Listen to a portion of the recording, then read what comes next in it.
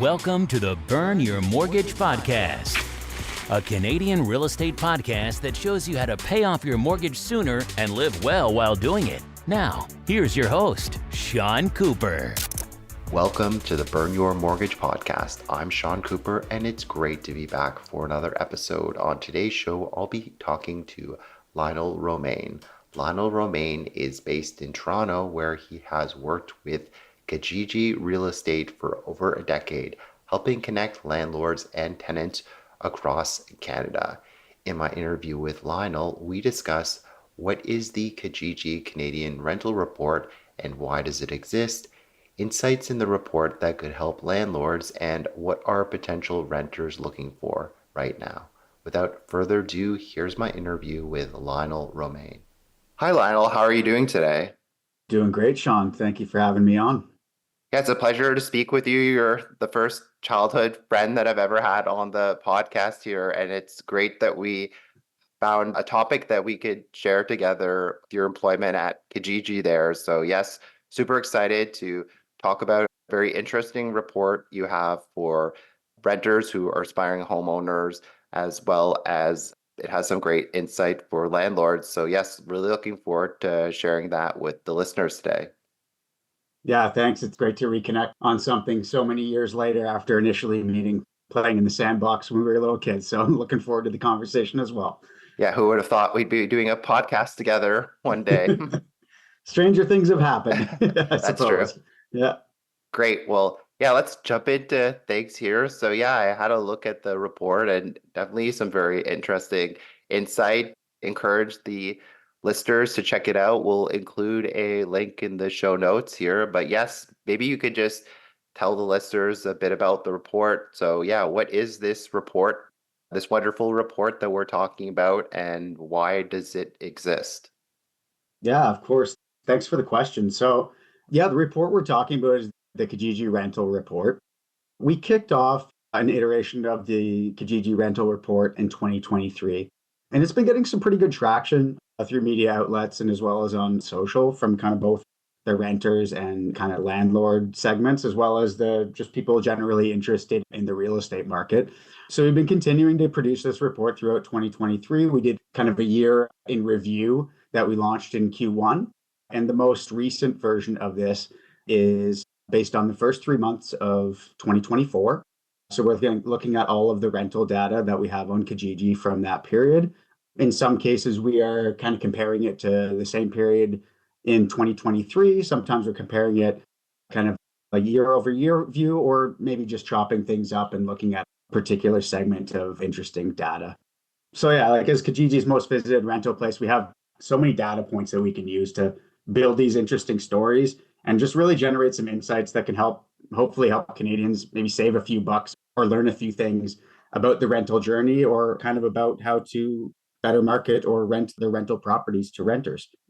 Yeah, sounds great. I mean, being a landlord myself, I wish a report like that existed back then, because if you just put out rental report and you have no clue what tenants are looking for, you may not attract the right of tenants. But yes, the more data that you have at your fingertips, the better that you can write a rental listing, and it saves time for both parties. It saves time for the landlord as well as the renter, so that you're both not looking at properties that aren't not well suited for either party.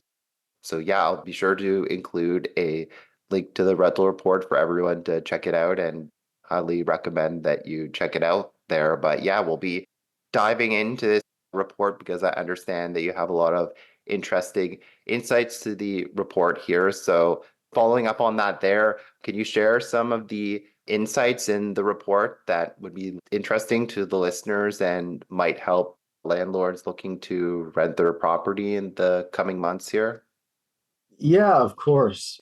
So one thing that was particularly interesting that we looked at in the report was not so much around kind of the rental prices, but around the experience of the renters and the landlords when they're either posting or replying to listings for rental apartments. So the time of day was one really interesting thing that we zoomed in on here. We were looking at a couple of different things. So first of all, we were looking at when are renters looking for apartments? Like obviously there's going to be people that are looking, early in the morning, all hours of the day, but really, when are the most people looking during the daytime? What's the range of when most renters are kind of interested in looking at and replying to apartments? And for landlords, that could be, particularly helpful. Maybe I want to strategize when I'm posting my rental listing, or even, potentially promoting my rental listing at a certain time of the day to kind of take advantage of these trends, of these insights. So the one thing that we noticed, like the biggest percentage of Canadians looking for rental listings are typically searching between the hours of 6 a.m. and 6 p.m. Like, that's a pretty broad window, but I think, when you think through it logically, that's the time when most people are kind of up and at it and really kind of looking for different things. They're shopping, they're working, they're doing all sorts of different things. They're not busy with kids and sleeping and all that kind of stuff. So I guess we have some early risers there, 6 a.m. I mean, don't really like looking at stuff until I've had my morning cup of tea there, but I guess there are some early risers there that like to get to it the first thing. I mean, I guess you could just kind of check it out on your phone when you're first waking up there. that's it. And I bet a lot of those people have even been to the gym before they start looking. So, you have those early morning risers. Not for me, but yeah, there's certainly a lot of people that get up early and start their days. Yes, amen to that. So a couple of other things. So like between 6 and 9, things really start to slow down, but we do see about 17% of the replies coming during that period. So kind of in that like kind of dinner before bedtime, we don't see as much interest, but I guess you're seeing a lot of people maybe sitting there on their phones during dinner, kind of looking around when they have a little bit of at least half free time when they're just eating. But the most surprising thing for me, I think, is that we saw 22% of replies for standard long-term rentals and 24% of replies in the roommates category that happened between 9 p.m. and 4 a.m. So that's quite a large percentage of the total replies that we see. And it really tells us that maybe there's a lot more kind of night owls out there than we previously had thought, which is really interesting, right? I wouldn't think to be looking for apartments at 10 p.m. at night or at midnight, but perhaps that's just my lifestyle. So I guess for an important lesson for landlords who are looking to engage with these people is, yeah, it might be a little bit different than what you think in terms of when people are looking around for apartments. So if you're looking for that kind of niche, if you're looking for that balance between kind of supply and demand, hey, maybe posting your ad around 9 p.m. might not be the worst idea, because you have far less competition for listings, fewer landlords are posting then, and then you're seeing a lot of people actually replying. So, maybe that could provide you a nice a little advantage over the landlords that don't know that stuff.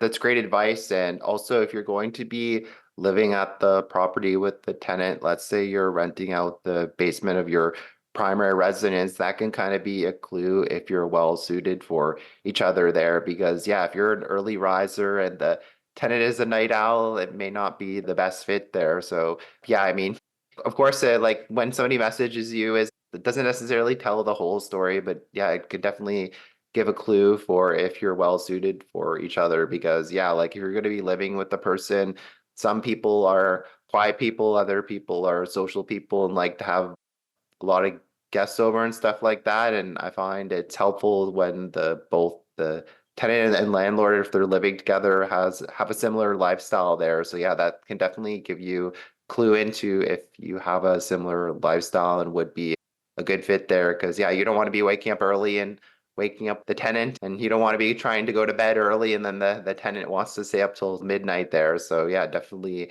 it's helpful to know some of that stuff in advance so that you're not getting on each other's nerves later on.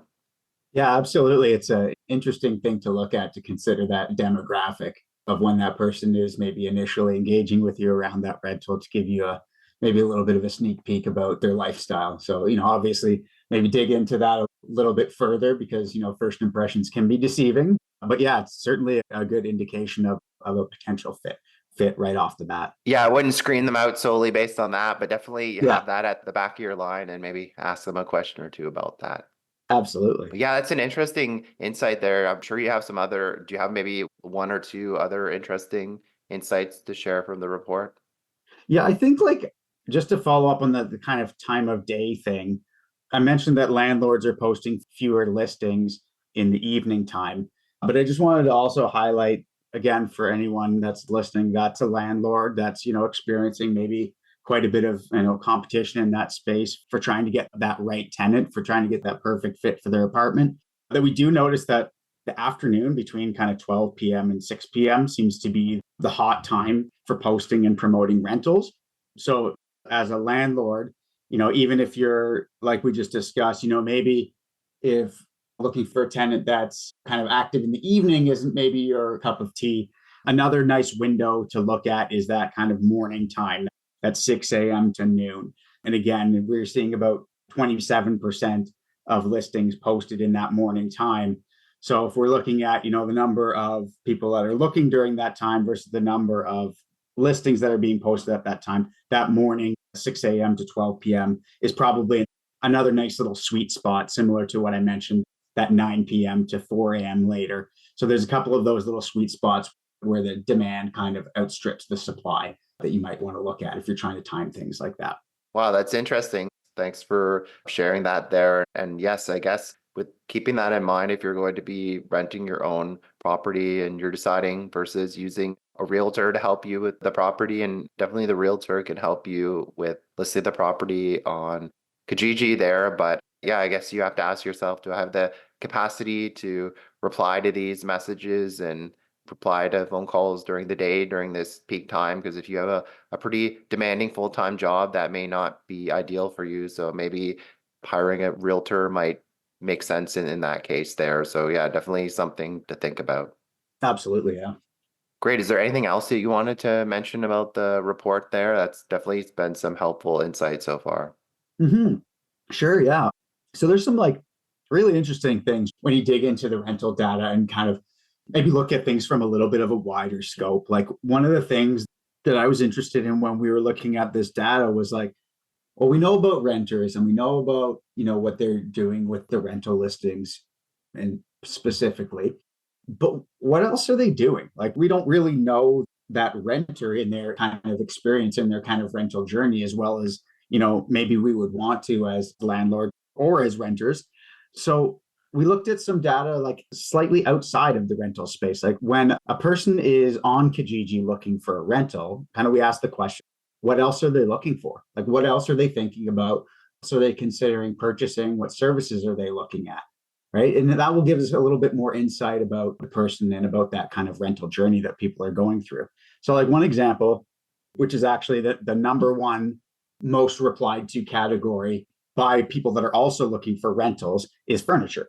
And that really makes a lot of sense. Like Kijiji's got categories. We've got furniture, we've got cars, we've got jobs, we've got all different services. You can buy a phone, all kinds of stuff. So you have the kind of opportunity to be on Kijiji, look a number of different things.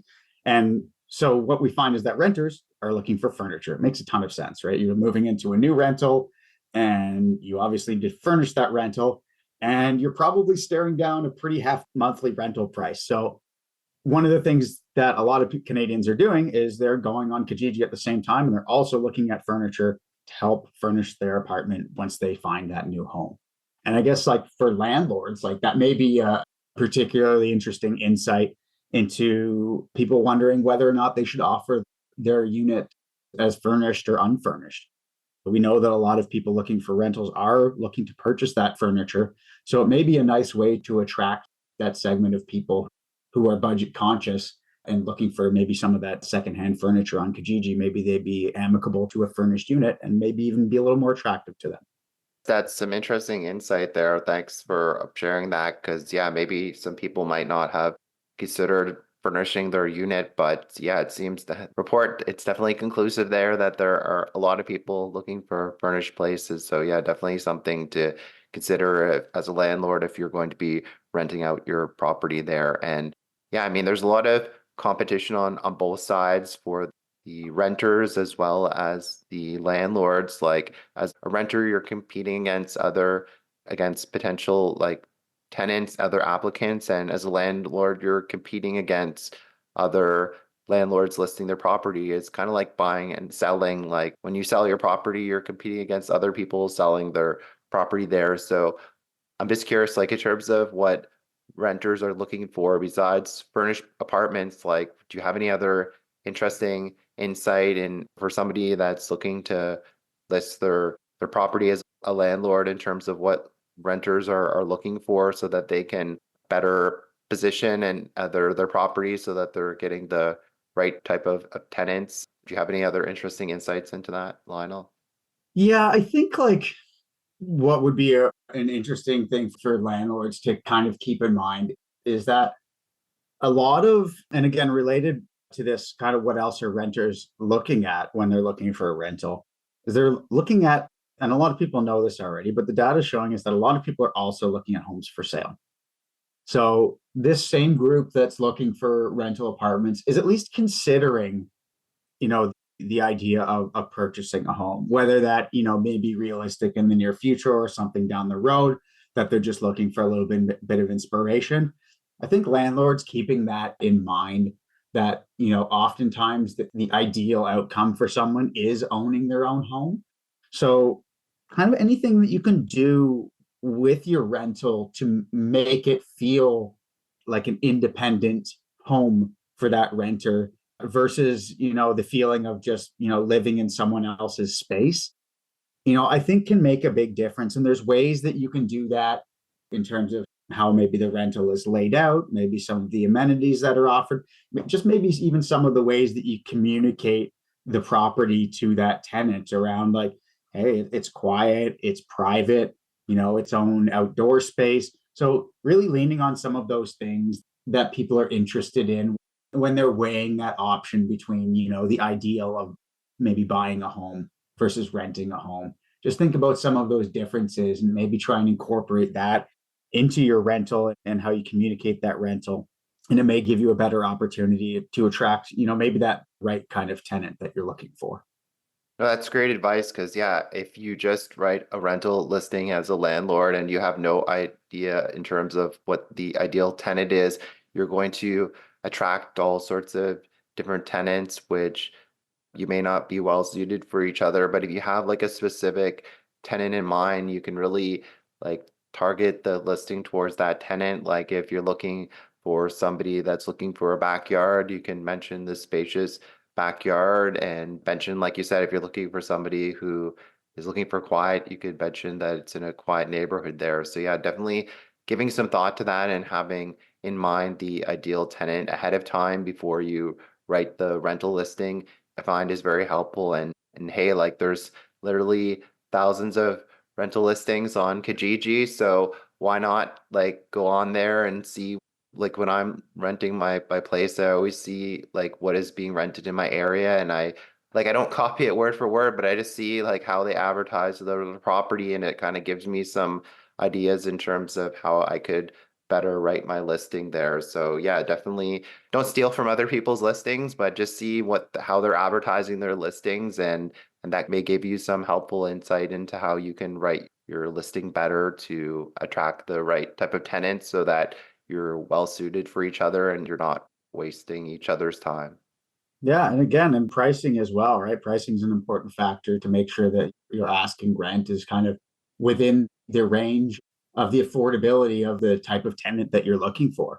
And these rental reports, landlords will find some insights, specifically down to even the number of bedrooms contained in that rental apartment to give them an idea of, what an average rent might look like. But like you said, even going a little bit deeper than just looking at a report into going onto the site and doing some searches that are similar to your property and finding out how other landlords are advertising their properties, what prices they're putting on them, whether they're including utilities in the cost or not.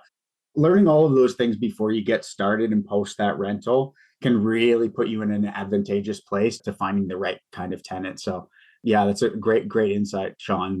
Going to the site and just pretending that you're a renter looking for an apartment and just better understanding that journey before you get into it from the landlord side is definitely a great recommendation.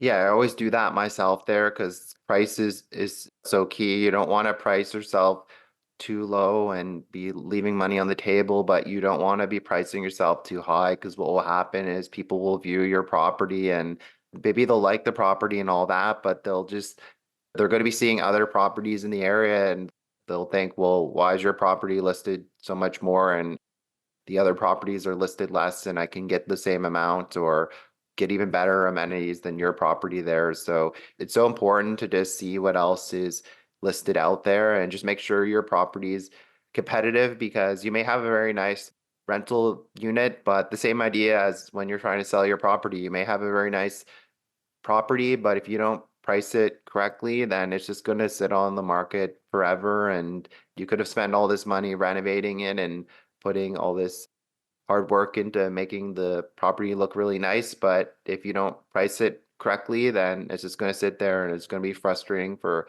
both parties, because the tenants may like it, but the price won't make sense. And you're going to be frustrated as the landlord because you put all this hard work into the property and it's not renting and you're missing out on potential rent. So yeah, definitely it can save a lot of headaches for both parties if you just go on there, see what other properties are being listed for in terms of price and amenities, and you make sure that yours is competitive and you adjust it accordingly. So yeah, thanks so much for the helpful insight there.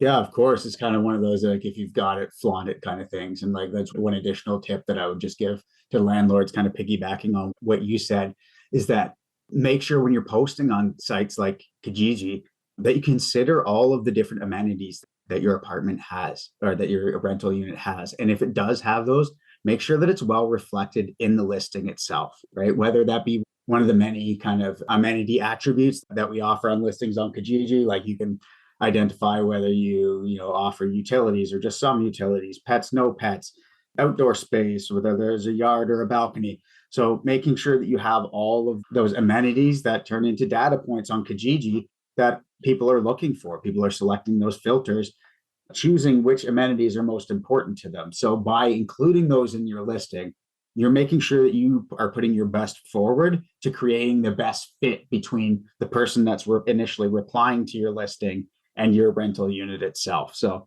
I would say that for landlords, that's definitely a strong recommendation, is just to make sure that your listing reflects everything that you offer in that rental unit to make sure that initial engagement is with the right person.